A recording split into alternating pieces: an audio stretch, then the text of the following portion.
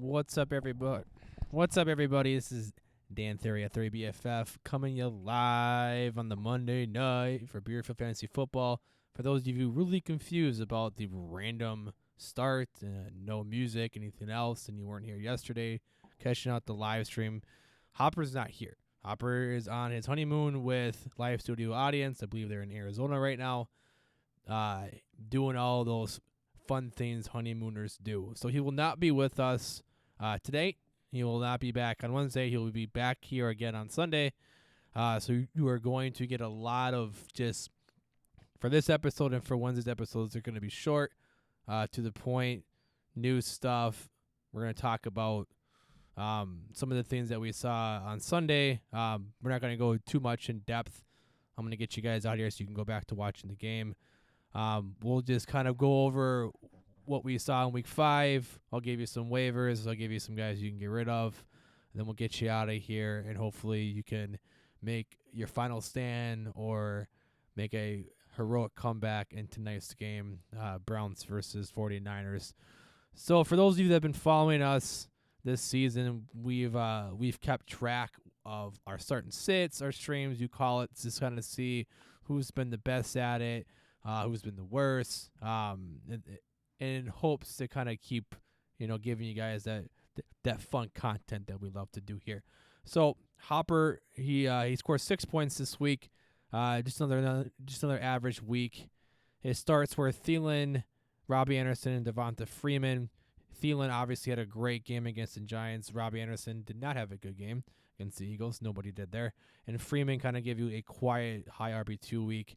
Both Freeman and Thielen he hit on, so you had a couple points there. His sits were McLaren, Delaney Walker, and Ronald Jones. McLaren and Jones were great. Were great pickups there to say. Same with Walker here.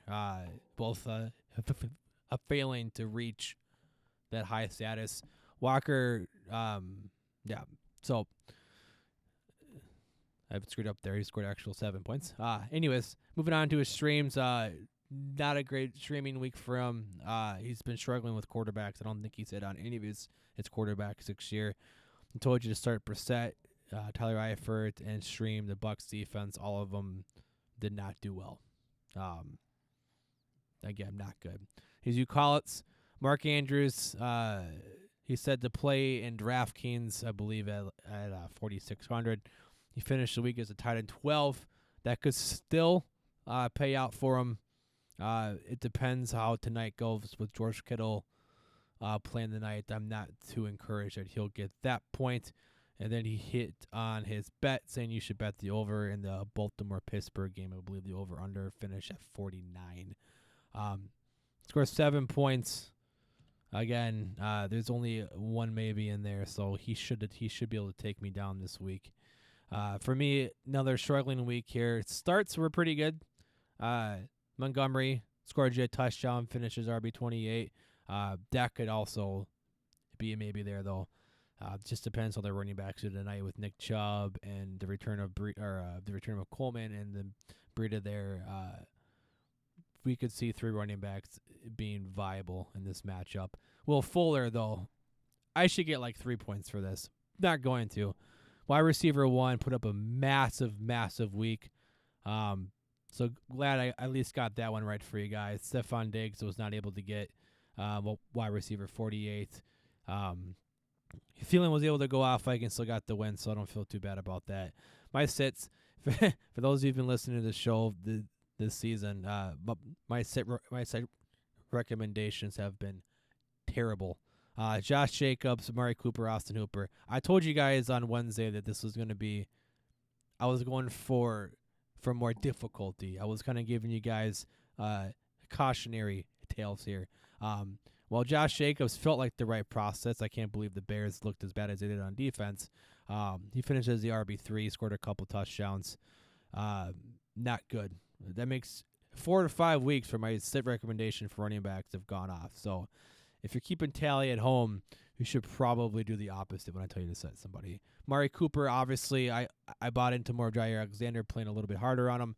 That didn't work out as Cooper went off.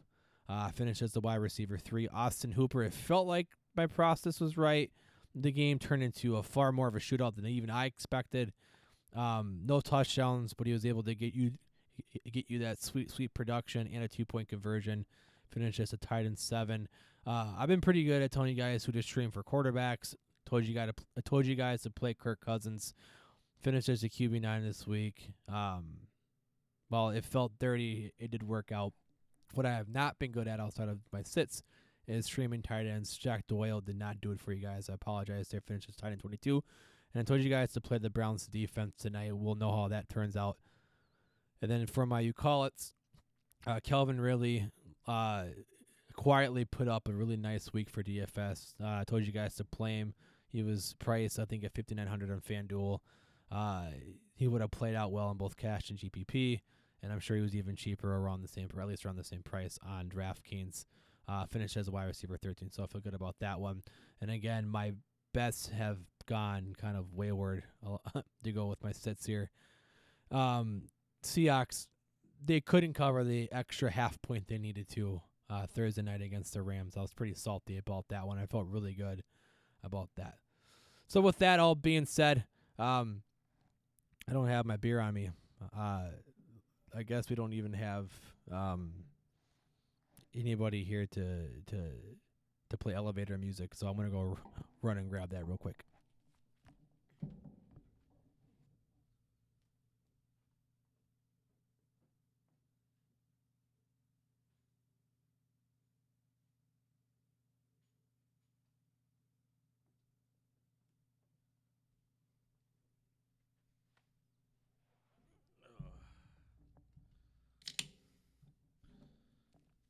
So for today's show, all by myself, I have Strawberry Shop from Central Water. Strawberry Shop is a strawberry milkshake IPA. We'll give you my thoughts on this in a little bit. All right. Again, because we don't have any drops or anything else, because all the technical stuff is with Hopper and all that stuff. He didn't send it to me, and then I would probably screw that up anyways. Again, things are going to be really, really quick. So for your news here, this became pretty well known throughout the last about 12 hours here, it feels like, or 24 hours, I guess. Redskins fired their head coach Jay Gruden. Then they promoted their offensive line coach Bill Callahan as their interim coach. He has declined the name as starter at QB. He further on went to say that that they want to run the football more on AP a little bit later. ESPN's Chris Mortensen reports that Delvin Hodges is expected to start this week for the Pittsburgh Steelers against the Chargers. No surprise here, as what we all witnessed with Mason Rudolph. Thankfully, the hit looked a lot worse than what it actually had been. I don't know what the fuck Pittsburgh was doing, not having their medical cart fixed and ready to be used. He should not have been forced to walk off the field. I know it wasn't under his own power. He had assistance, but that's pretty fucked up. For those of you that have watched the hit, it is pretty gruesome. I know that Earl Thomas came out and apologized and wished him well. Again, football is football, so I hope and expect a speedy recovery for Mason Rudolph. Per NFL Network Team Rappaport, Tyreek Hill has a realistic chance to play week six against the Texans. This is great because if you watch last night's game, and if you watch their game against the Lions in week 4, the Chiefs just look a bit off. I know Mahomes banged up a little bit. The offensive line is taking some injuries, but I feel like they're really missing their top receiver here. Watkins missed majority of that game with his hamstring injury, so that makes sense. I know Mahomes can do really Mahomes things that we saw on that Brian Pringle touchdown that he had, but you need some receiving threat there. So them getting him back, Tyreek Hill, would be huge for that entire team. Per CBS Sports, Jason La Canfara, there are teams interested in trading a first-round pick for Bengals wide receiver A.J. Green if the Bengals were to make him available. I don't know what the Bengals are doing. I would take a first-round pick for A.J. Green. 31 years old, multiple injuries, can't seem to play at least a couple seasons in a row without missing games. I'm a big A.J. Green fan, and when he's healthy, he's dominant, even at his age now. But at this point, if with the look of the Bengals and them being what seems to be in a rebuild, as I don't expect Dalton to be in that roster next year. There's no reason for them to just sit on AJ Green. He they need to get what they can for them, and I figured a first round pick, even a late first, because they'll probably go to a contender, would be big for this team. In Eagles news, Coach Doug Peterson said that with Darren Sproles slated to miss a few weeks here with his quad injury, Jordan Howard is expected to get more carries. Not surprised there with how well he's been, or at least as well he's looked of recent. Miles Sanders will likely get more of the pass catching work, as he's kind of fallen into that role, as he hasn't been the in between the tackles runner as I even expected coming into this year. He also went on to note, this is Peterson, saying that Deshaun Jackson is close to returning from his adamant injury. He's still rehabbing, though, and it looks to be a true 50-50 for the Week 6 matchup against the Vikings. So still sitting on Jackson. He's a huge part of that offense when he comes back and healthy, as we saw Week 1 against the Vikings. So if you got an IR spot, just keep stashing him there. If he's on waivers and you have a free IR slot, or if you have a free bench spot, I would consider picking up Jackson for sure. Jets coach Adam Gase said he needs to evaluate tight end Chris Herndon in practice before activating him to the 53-man roster. This is big for them. I believe they're on bye they had their bye. This was the last game he had to miss. He should be back and should be active from his suspension. We just got to hope and wait to see if he's football ready. Tight ends have felt the big growth this year, and we're always in need of more streamable tight ends. If he's on your waivers, go ahead and pick him up. The Jets, when they get Darnold back, which I expect to be right around the same time as they get Herndon back, this is huge. He's just another playmaker for this offense. He was big last year for him, especially in the red zone. And just having Bell kind of even opens up more of that short yardage work, as there could be a lot more targets. Is also even big for Robbie Anderson. So they need Chris Herndon back as a very important piece of this Jets offense. As in your expected kicker news here on Beautiful Fantasy Football, Titans released kicker Carol Santos after missing 4 field goals against the Bills. 4. They lost that game, I think, 17-14. 4 field goals, or was it 14-7? I don't know. But you had one job, bro. One job. Later on, it went on to, it's been later on noted that the Titans are expected to sign Cody Parkey. Again, don't feel great. He's been a journeyman kicker at this point with the Eagles, very famously for the Bears last year, and their playoff hopes being dashed by his miss. So, not great. In old tight end man news, Mafia leader Ben Watson has been released. Not to be surprised here with the emergence of Ryan Izzo, and then Matt LaCouse is still rounding out your top 2 tight ends there. Watson just became expendable at this point, and I believe with his suspension and injuries, he wasn't going to be much of a factor either way. Speaking of injuries and speaking of things that happened yesterday, let's get to the injury news here. David Johnson was battling a back injury for the majority of that game against the Bengals. He still had over 150 scrimmage yards. And I don't think it affected his snaps much, but you could tell towards the end of the game, it was more Chase Edmonds. Chase Edmonds had that huge run. So I expect him. I expect the Cardinals to monitor the situation, as they came out and said that they would. I don't know who they have coming in next week. I'm going to pull it up real quick here. But they get Atlanta, so it's to be a juicy matchup for him if he's able to play. A lot more pass catching work, too, for him if he can suit up. I expect him to play. I expect him to take this situation very seriously and not overwork him in practice. I wouldn't be surprised if he misses a couple or he's limited throughout the entire week. We spoke on Mahomes. He tweaked his ankle in last night's game against the Colts. That was very noticeable, and I think the entire stadium gasped at least every time he was even in a wince. The entire fantasy community does not want to see Mahomes get hurt. No one wants to see him get hurt. No one wants to see anybody get hurt. But we don't want to see a guy like Mahomes, who is kind of taking over this league, kind of battle that injury. We don't want to see the Chiefs' offense become completely useless. I guess this is to happen. So again, monitor this situation. It does not sound serious though. Philip Dorsett hurt his hamstring in their Week 5 win over the Redskins. It appears to be minor, though. Again, just monitor this. We don't like in-season, these in-season minor strains here have a tendency to kind of linger over the next few weeks if they don't get much rest. So keep an eye on this. Dorsett's had a kind of a nice fantasy resurgence, I guess, with AP being gone. Giants running back Wayne Gallman suffered a concussion against the Vikings. He left pretty early in that game. I haven't seen much for word there. I assume he's in the concussion protocol at this point. We talked about Mason Rudolph. We spoke a little bit about Sammy Watkins. He left Sunday night's game against the Colts with his hamstring injury. Left very early on. I think he only played a series or two. Again, outside of his Week 1 blow-up, he's been very disappointing. It looked like he was going to finally take over. No Tyreek Hill. It was just going to be him, and it looked good.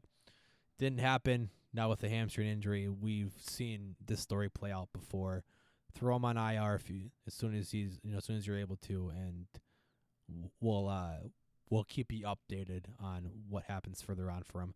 Jaguars tight end James O'Shaughnessy has torn his ACL and is done for the season. Your new starting tight ends for the Jaguars, Jeff Swaim, formerly of the Cowboys, should be their main guy, but also watch out for rookie Josh Oliver out of UCLA, I believe, or out of San Diego State, I believe it was. We were big fans of him here. 6'5", very athletic move tight end. So there's a lot of upside there, especially if Minshew continues to use his tight ends the way that he has this year. For your last one, Ravens wide receiver Marquise Brown injured his ankle yesterday. Then it was later on confirmed by Harbaugh that it's not to be serious. Again, just monitor it. Brown has been a very important piece of this newly revamped Ravens offense. As you guys have seen he's your new boom bust guy. He's so definitely worth just throw him on IR if you need to. If you have that spot, I wouldn't drop him or anything. He's I believe their target leader at this point, or at least right out there with Mark Andrews. Normally. So that's the end of the news. Again, normally we would do drops here and everything else. But because I don't have drops, we're going to have to just move on. I will use me drinking beer as a way to, I guess, transition. Normally we do a pick six here. I would give out 3 ideas. Hopper would give out 3 things. We would discuss and talk about them. I wanted to get this out because I got a lot of stuff to do tonight and for the next few days. So I didn't want to put this off much longer and try to get a chance to watch this game. So we're just going to kind of talk about what we saw throughout Week 5, kind of give you guys the rundown of the big things that happened.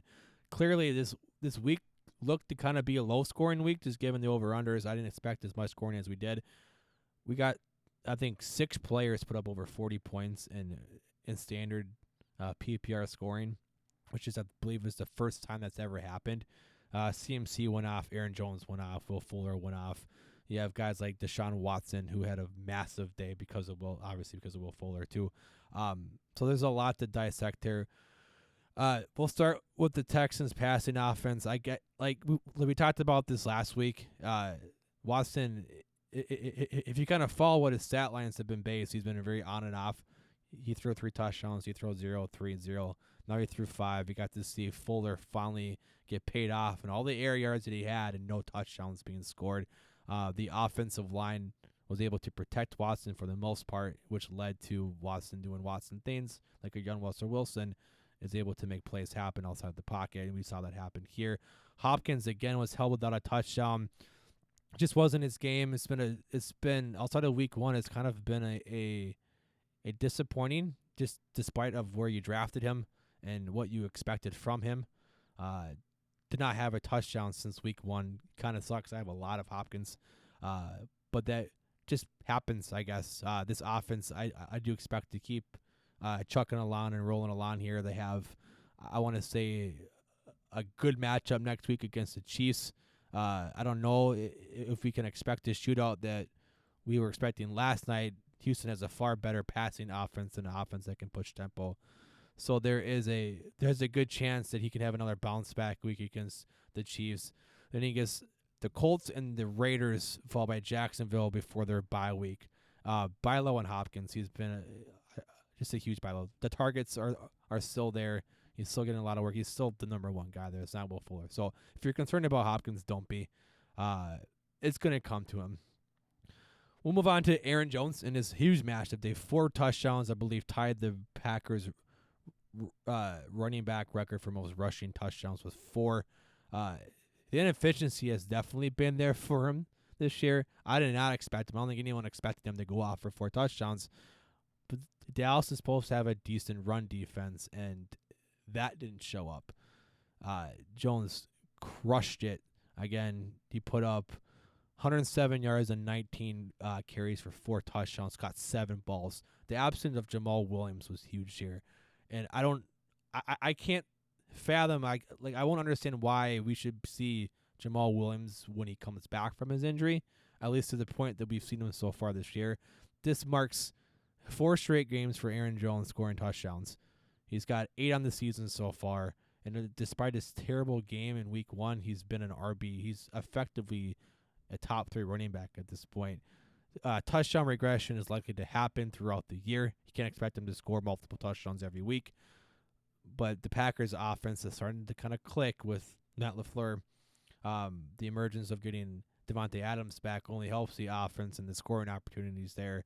Jamal Williams, if he's to miss games, even more so afterwards, or if we see the transition that we want to see into Aaron Jones being a 65% plus opportunity share guy, then he's an every week starter. You throw him out there, no concern. I've been a bit wrong about him. I did not expect this type of explosion. The efficiency did come back up, thankfully, after 2 straight weeks of under 2 yards per carry. So, been a big fan of what I've seen from Jones. Hugely yesterday, I got screwed by him in multiple leagues. I even had him in other leagues that I unfortunately lost still in because of injuries that have plagued me throughout. I don't got much else. If you guys got any questions for those that are watching right now, just throw them in there. We're going to jump into some of these waivers. I got 3 waivers and a couple cuts. We'll get you guys out of here. But before we get on to that, I haven't drank a bunch of this, but I've had this a couple times. So we'll go ahead and talk about Central Water Strawberry Shop.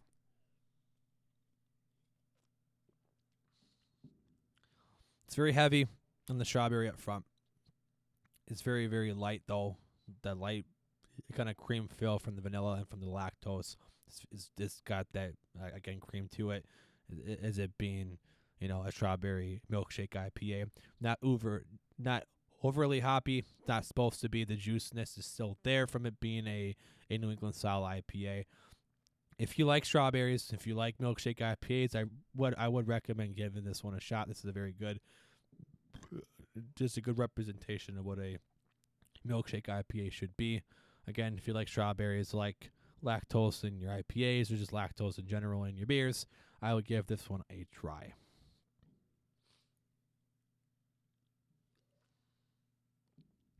All right, just a few more things before I get you guys out of here. I got 3 waivers here. I kind of had to dig at the barrel to get this one. There's not a lot of players that kind of meet our criteria that you should be picking up. But bye weeks are coming, and you're gonna have to start looking at who are the bench spots that you want to fill with guys that could have an opportunity to get you points and help you kind of overcome any tough bye weeks you have coming up. I got Deontay Johnson here from the Pittsburgh Steelers, wide receiver, 19.6% owned right now. Since he took over as the wide receiver 3, now probably 2 at this point, over Dante Moncrief, his targets have been, since week 3, this is when it happened, it's been 6, 6, and 8. His snap shares in that span, the snap percentages have been 79, 64, and 92. 92 against Baltimore. Important game at home, defending your massive rival that you've had over the last 15 years or so. While the situation isn't great in Pittsburgh, obviously their 3rd quarterback now, speedy recovery for Mason Rudolph. But he's getting work. 8 targets in a game that was very close. They could have kept running the football. This is what we've seen. We're gonna, he 3rd round rookie. He was drawing comparisons to being their quote unquote Antonio Brown replacement. Wasn't a big fan of what we saw on film, but his situation trumps over what we've seen. And what we've seen so far right now is that he's our number 2. He's getting his work, And if you need somebody that's going to at least let you, not feel so dirty when you got to play some of these kind of lower owned receivers, I think he's worth an add, especially with, like I said, with these bye weeks coming up. Next one is Hunter Henry. There's a chance he could play this week, but with it all being said, just with the tight end landscape, what it's been nearly every single year, if he's on your waivers and at 45, he's only owned in 45.8% of leagues right now, there's a chance he could be there. And if he is, pick him up, throw him on your IR, or just if you have an empty bench spot, you need to pick him up. The Chargers look to be in desperate need of more playmakers. Mike Williams, again, banged up. They have nobody else behind Keenan Allen. They lost Dontrell Edmond. Travis Benjamin's been nowhere to be seen. They have no other tight ends on this roster to speak of. And while them getting back Melvin Gordon is a really good thing, you can't just rely on Keenan Allen, Melvin Gordon, and Austin Eckler to be your entire offense, especially for Phillip Rivers. You need somebody that can help, take over the middle of the field and kind of give you that red zone weapon that they are in desperate need of. Hunter Henry, go out and pick him up if he's on your waivers. If he doesn't play this week, they have about 4 or 5 more weeks of their bye week, so I do expect him to be back sooner than later. If you're in need of a tight end or just need of a good player, someone that you can even pick up and potentially trade, go ahead and pick up Hunter Henry. Then lastly, I have Adrian Peterson. I know I told you guys to drop him last week, or at least 2 weeks ago, one of the two. That was because of what we were seeing. This is a team that went away from running the football early, moved on to using Chris Thompson. Now with Jay Gruden being fired, and then bringing up John Callahan, who has simply stated right away that he wants to run the football more. They weren't running the football enough. And this is only good news for Adrian Peterson. While I still don't love Peterson in terms of his efficiency, the volume could be there. Again, bye weeks coming up. You have a chance to add a team to RB1 to their roster. While the efficiency may not be there, if the volume's there, you are going to be happy you're going to play him in your flex spot. They get Miami next week, and they get some more difficult matchups. But as we've seen, especially this year, volume trumps matchups at this point. I still like Chris Thompson. I still expect Thompson to be involved. But if they're going to try to slow down their tempo, run the football more, rely on this defense that is, yes, look bad, isn't as bad as people think it is, he's still worth an add. At 48.6% owned, there's a good chance he's out there, especially after this week. I would not be surprised if he's someone that is dropped. Again, if you need a bye week replacement, if you need a running back that you could, if the volume and the touches are there to, I think will be there if that happens, then you have yourself at least a low-end RB2 moving forward, and that's worth something through bye weeks. A couple cuts here. Again, as we get into this, season outside of injuries, teams and just people out there in general have a better understanding of who to keep on their roster and who to turn. So there's far less easy guys to cut here. I only wrote down 2. Normally we would do 3 apiece. I wouldn't be surprised if Hopper would have struggled as much as I would trying to find guys to cut here that don't seem as super obvious. Mine seem obvious, but I'm going to throw them out anyways. Latavius Murray, we talked about him a couple weeks ago. He's still 50% owned. Yes, Drew Brees is coming back sooner than later. And yes, this offense is better operated with Drew Brees there. But Latavius Murray has gotten pretty much zero work since week 1. Most of his production, majority of his fantasy points came in that week 1 game against the Texans where he scored. For some reason, he's still 50% on. I don't see a reason to cut him. I don't see a reason for the Saints to rely on him even more so when Brees comes back. Again, this offense is going to be funneled through Michael Thomas and Alvin Kamara. I would expect to see a little more Latavius Murray when Drew Brees came out, instead of just relying on just Alvin Kamara.